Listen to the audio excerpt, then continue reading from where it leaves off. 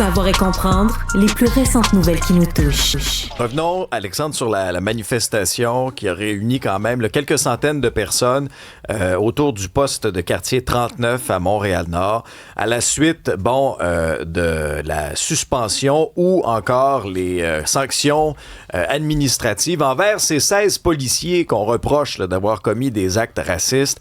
On craignait des débordements, mais ça s'est passé dans le calme, là, heureusement. Ouais, le climat était tout de même tendu. Il y avait beaucoup de colère à ventiler. On peut comprendre la communauté de Montréal-Nord d'avoir voulu s'exprimer suite au démantèlement de cette équipe de 16 patrouilleurs. Police partout, justice nulle part et un des nombreux slogans qui a été scandé hier. Petit moment quand même de tension, surtout quand il y avait, entre autres, des policiers avec des boucliers anti-émeute qui, au départ, voulaient restreindre la foule à un certain trajet. On s'est obstiné pendant un petit moment. Il y a eu des huées contre les policiers en vélo qui étaient à proximité, mais tout ça s'est déroulé relativement dans le calme. La demande de tenue d'enquête indépendante a été réclamée par plusieurs des manifestants aussi. Plusieurs anecdotes qui ont été racontées sur place de divers allégations de profilage racial, des événements racistes, des insultes subies. Il y en a eu pour tous les goûts de ces anecdotes-là. Donc, ça a permis de ventiler un tout petit peu dans la communauté, Alex, mais le plus gros reste à faire quand même, le SPVM qui va devoir non seulement continuer de faire la lumière sur la situation, mais aussi rendre des comptes puis améliorer son service, son offre aux citoyens dans l'arrondissement de Montréal-Nord. Je dois vous avouer que je me réjouis ce matin de voir qu'il n'y a pas eu de débordement. Pourquoi? Parce que, de un, les membres de ces communautés ont raison d'être indignés, d'être choqués, mais hier, en s'exprimant de manière pacifique comme ça, ils se sont vraiment élevés au-dessus. Élevés au-dessus de la mêlée, en étant plus dignes, beaucoup plus dignes que les policiers et les policières sans scrupules odieuses qui auraient commis des actes complètement dégueulasses, dégradants et racistes. S'il y avait eu de la casse ou des débordements ou s'il y avait eu des fouteurs de troubles qui avaient infiltré cette manifestation-là, ça aurait mal servi la communauté. Et ça n'aurait pas permis d'élever, de faire avancer le débat, de s'élever au-dessus de la mêlée. Alors, dans un premier temps, moi, je me réjouis de ça. Dans un deuxième temps, moi, il y a toute la question, puis j'entendais qu'on réclame cette enquête indépendante. Jusqu'à maintenant, le ministre de la Sécurité intérieure, Yann Lafrenière, s'est contenté de nommer un observateur indépendant. Bon, qui sera-t-il? Quel sera son rôle? Ça reste à être clarifié. J'ai l'impression que ce ne sera pas assez. Ce ne sera pas suffisant parce que, la police qui enquête, c'est la police. Tout est une question de perception. Puis dans ce cas-ci, les perceptions, elles sont importantes. Alors, moi, c'est clair qu'il va falloir aller plus loin. Maintenant, il faut bien comprendre les termes. Un observateur indépendant, c'est un observateur qui est nommé, qui est là, qui regarde un peu comment ça se passe, mais c'est pas lui qui chapeaute l'enquête. Lui, il check, il vérifie un peu ce qui se passe. Bon, une enquête indépendante, c'est, exemple, un corps policier externe qui viendrait enquêter sur les faits du SPVM. Alors déjà là, on est à un autre palier. Est-ce que ce sera suffisant? On verra bien. On entend aussi la commission d'enquête. Mais là, la mairesse de Montréal, Soraya Martinez-Ferrada, dit attention, ça, faut qu'il y ait des accusations. Alors ça, c'est un autre palier, mais dans le contexte actuel, pour faire vraiment la lumière là-dessus, puis faire le ménage, là, parce que, je leur dis encore, il y a de très bons policiers à Montréal, mais des policiers arrogants, coquilles, qui se prennent pour d'autres, puis visiblement des racistes, il y en a aussi. Et je veux conclure là-dessus sur le fameux racisme systémique, parce que, Christine Fréchette fait quelques entrevues ces jours-ci, et la question lui a été posée, entre autres, par notre collègue Paul Larocque hier. Puis là, il n'a pas voulu s'engager nécessairement dans cette voie-là. Là, je peux pas croire qu'on va refaire un tour de manège encore sur, est-ce que là, c'est gangréné par du racisme systémique, est-ce qu'il y a des racistes à la police de Montréal? Visiblement, si les allégations sont prouvées, il y en a. Mais est-ce qu'on peut passer le débat sémantique pour faire le ménage une fois pour toutes? C'était un peu le même enjeu aussi avec les communautés autochtones. Pendant qu'on a le débat sémantique, je comprends que pour certaines communautés, c'est important aussi, mais le vrai problème, est-ce qu'il est vraiment réglé? Alors ça, c'est le piège, j'ai l'impression, qui nous guette en ce qui a trait à ce débat sémantique-là. Ouais, particulièrement alors que les commissions d'enquête, on en fait 2, 3, 4, 8, on donne des conclusions, on suit pas les recommandations. Ben, ça, c'est l'autre Donc, problème. ça change. C'est que ça coûte cher, puis on espère Exact. vraiment que ça portera ses fruits. Alors que les choses doivent changer. C'est Complètement. inacceptable pour ça. Moi, Complètement. c'est con. Moi, je vais être le premier à condamner ça. Il n'y a rien qui va justifier de traiter les membres d'aucune 16. communauté de cette façon-là. 16, je me rappelle pas d'avoir vu ça. Là. Ah ben non, mais juste le fait aussi, tu sais, à la base, là, juste le fait que le chef de la guerre convoque la presse un vendredi soir à 22h30, moi ça, j'ai pas souvenir d'avoir vu ça là, récemment. Non. Au G7, à Évian, c'est une journée cruciale et on va beaucoup parler de l'Ukraine aujourd'hui, Alexandre. Oui, on veut essayer de ramener l'Ukraine, en fait, sur la table. Maintenant qu'il semble y avoir un accord de paix, on se comprendra que c'est toujours pas signé. D'ici vendredi, il peut se passer beaucoup de choses. La semaine est longue, mais il y aurait un accord donc entre l'Iran et les États-Unis. On veut en profiter au G7 où Volodymyr Zelensky, le président ukrainien, se trouve d'ailleurs là, depuis hier soir, mais pour ramener là, le soutien à l'Ukraine à l'avant-plan. On sait déjà que les pays européens qui sont dans le G7, eux, appuient inconditionnellement l'Ukraine. Même chose pour le Canada.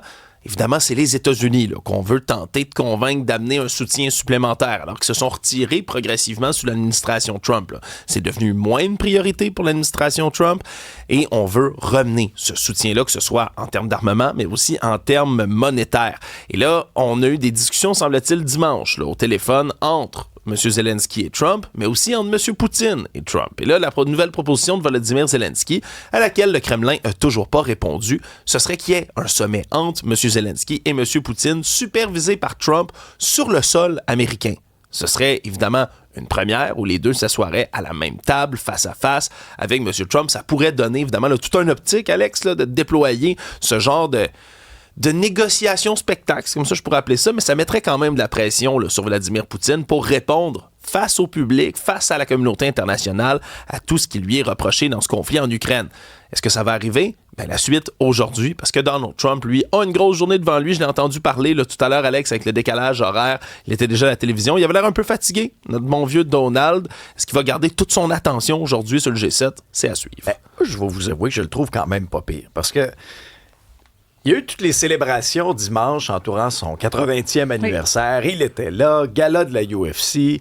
Après ça, saute dans Air Force One, voyage, atterrit à Évian, participe au sommet. Oui, je serais fatigué moi aussi. Non, mais appliquez ça dans votre quotidien. Là.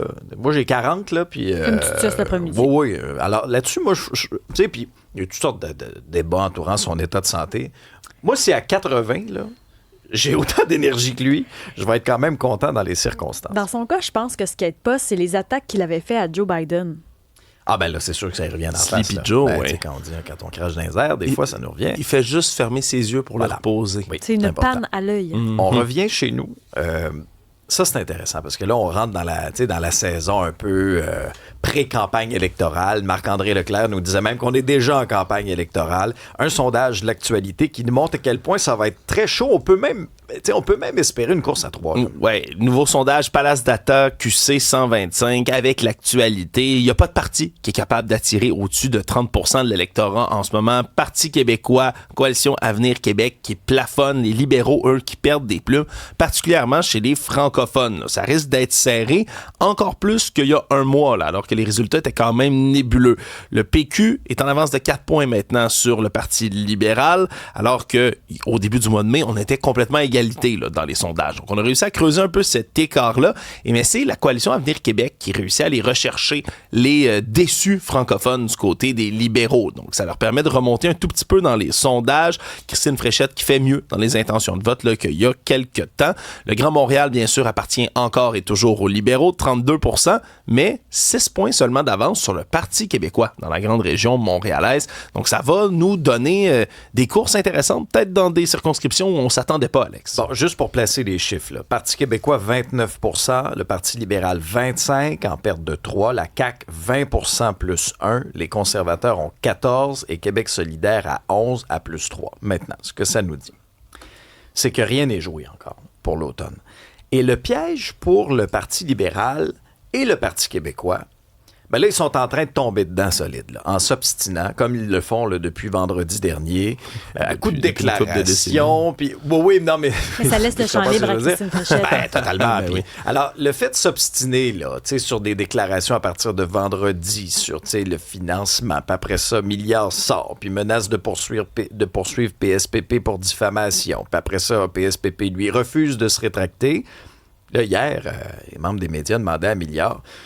OK, mais là, vous allez faire quoi s'il ne se rétracte pas? Ah, ben là, on laisse courir la mise en demeure. Il y avait 72 heures, je pense, pour le faire. Demandait à Paul Saint-Pierre Plamondon, là, d'élever le débat. Mais c'est ça le piège, parce que supposons que tu te bombes le torse, là, puis tu menaces de poursuivre Paul Saint-Pierre Plamondon. Après ça, ça se dégonfle, tu le fais pas.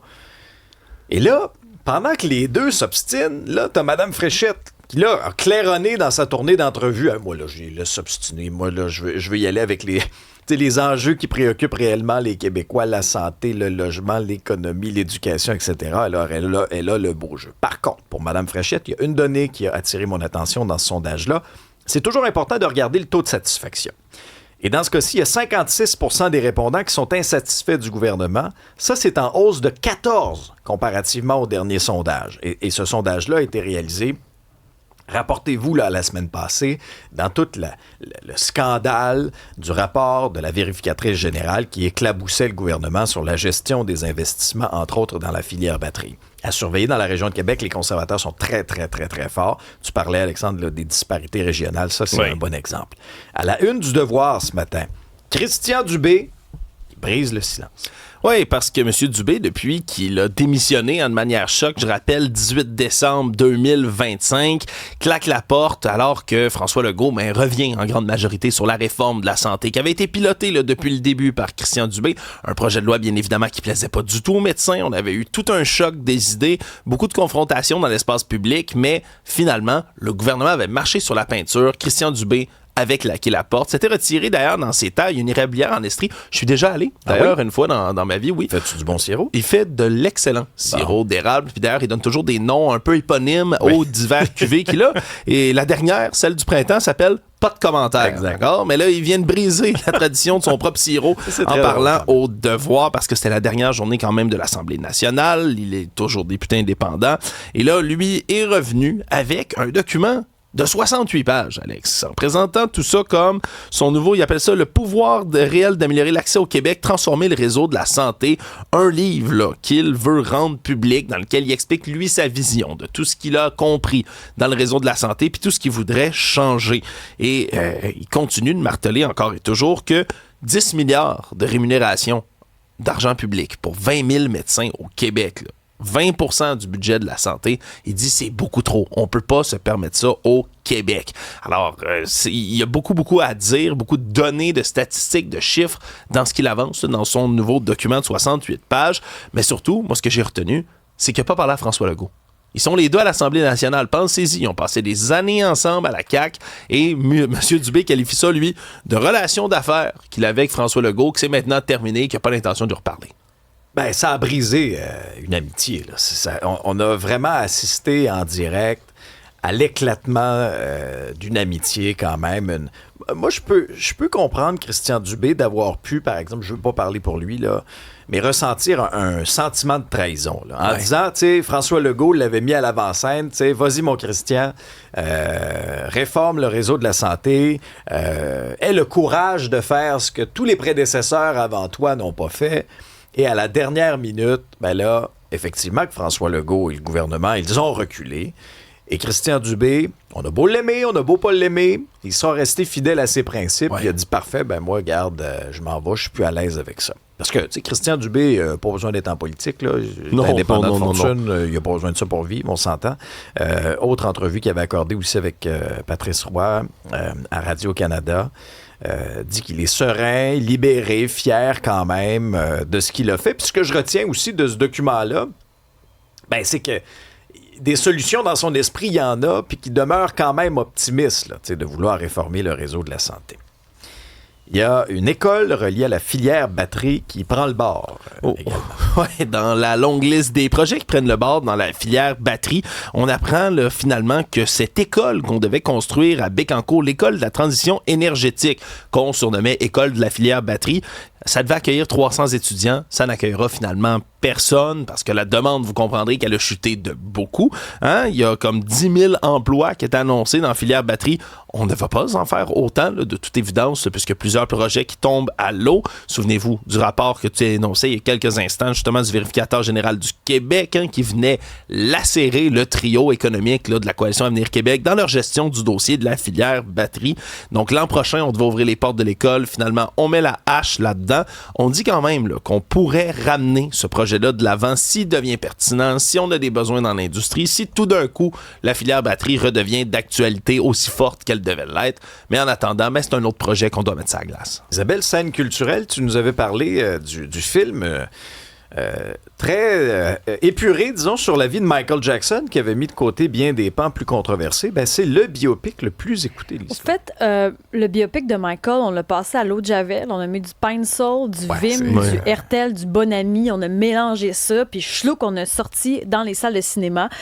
Projet d'Antoine Fuqua, qui est sur le point d'atteindre le $1 milliard mondial. C'est donc, oui, le biopic musical le plus lucratif de tous les temps, dépasse le biopic sur Freddie Mercury, Bohemian Rhapsody, qui avait qui avait récolté plus de 900 millions de dollars. Le biopic de Michael Jackson, on retraçait les premières années des Jackson 5 jusqu'à la tournée Bad en 1988. Janet Jackson ne fait pas partie du biopic. On a passé également tout ce qui est sur le documentaire de Netflix présentement, Michael Jackson, le verdict. On a montré que Michael Jackson adorait les enfants, visitait les hôpitaux, avait la main sur le cœur, était là pour eux. C'est ce qu'on a montré dans le documentaire. Maintenant, dans les biopics les plus lucratifs, dans le top 10, Michael Jackson arrive donc numéro 1.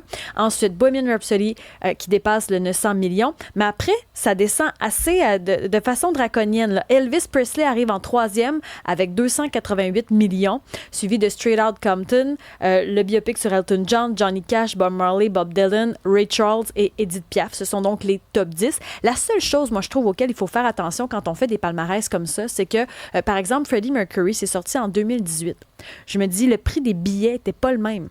Si, par exemple, c'était 12-13 $ et qu'aujourd'hui, on est en 13 et 16, il y a ce calcul-là, des fois, je trouve, même quand on fait des palmarès de, je sais pas moi, Taylor Swift dépasse le record des Beatles, quand on voit ce genre de titre-là, des fois, je me dis, mais la stratégie de comptage n'est pas toujours la même. Donc, il y a ça où je me dis, rajoutons un petit bémol, mais par rapport à Michael Jackson, puis on l'a vu dans le documentaire Netflix, c'est fascinant à quel point, je comprends, c'est un génie de musique, mais à quel point on peut faire fi des horreurs, même s'il n'aura jamais été condamné.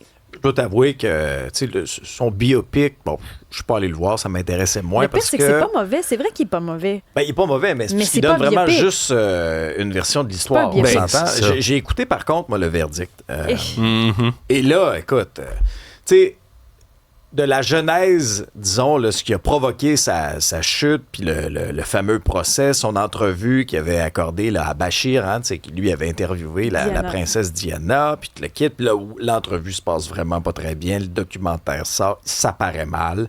On se souviendra d'une entrevue qu'il avait fait main dans la main avec un garçon, là, un jeune adolescent. Puis après ça, le documentaire nous amène tout dans les coulisses de la préparation du procès, puis ce qui m'avait marqué autant, de l'état assez pitoyable de Michael Jackson, là, c'est toute la stratégie de la défense. Son avocat, Tom Mesereau, de tout décortiquer chacun des témoignages de l'accusation, puis après ça, trouver une façon de faire du judo avec ça pour renverser. Ça, j'ai trouvé ça fascinant. C'est que les employés témoignaient, qui voyaient, oui, il a pris sa douche avec un tel, oui, on a vu telle action dans la piscine. Puis l'avocat disait, oui, mais c'est parce que c'est des employés frustrés, donc ils ont une dent contre Michael Jackson, c'est pour ça leur témoignage. Il y a quelque chose d'assez frustrant, puis je me dis que si ça avait eu lieu en 2026, est-ce que le verdict aurait été différent? Et au moment où c'est tombé, en fait, Michael Jackson est mort, qu'à peu près 4 ans plus tard, au moment où il se préparait à revenir sur scène avec le fameux spectacle This Is It, qui avait annoncé 50 concerts. J'ai même regardé un peu le documentaire encore This Is It, c'est pour revoir certaines scènes où on le voit là, répéter les numéros, son état de santé aussi. Bref, en tout cas, il n'aura pas fini de fasciner, ça c'est clair. Jérôme réagit. Le film de Michael Jackson est sur sa carrière musicale seulement. J'ai adoré le film, ce n'est pas une biographie. Effectivement, c'est pas un biopic, c'est un hommage. Ouais.